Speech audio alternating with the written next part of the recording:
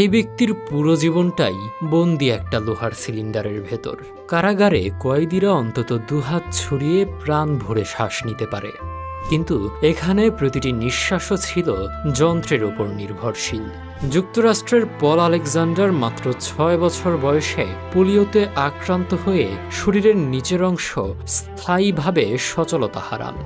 স্বাভাবিক শ্বাস নেওয়ার ক্ষমতা কেড়ে নেওয়ায় ১৯৫২ সাল থেকে তাকে এই আয়রন লাংয়ের ভেতরে আবদ্ধ জীবন বেছে নিতে হয়। এই সিলিন্ডার বাতাসের চাপের তারতম্য তৈরি করে কৃত্রিমভাবে ফুসফুসকে সচল রাখত। মাথা ছাড়া পুরো শরীর এই ধাতব নলের ভেতর আটকা থাকায় খাওয়া কিংবা গোসলের মতো সাধারণ কাজগুলো ছিল অন্যের সাহায্যের ওপর নির্ভরশীল।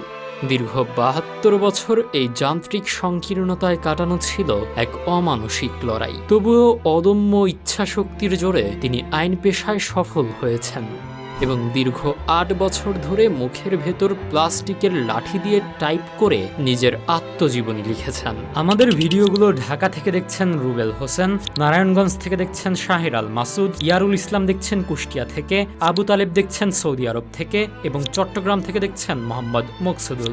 আপনি কোথা থেকে দেখছেন তা জানিয়ে দিন কমেন্ট বক্সে। ২০২৪ সালে ৭৮ বছর বয়সে শেষ হওয়া এই জীবনাখ্যান কেবল একটি সিলিন্ডারের ভেতরে টিকে থাকার গল্প নয়, বরং চরম পরাধীনতার মাঝেও অদম্য মানবিক চেতনার এক অমর জয়গান।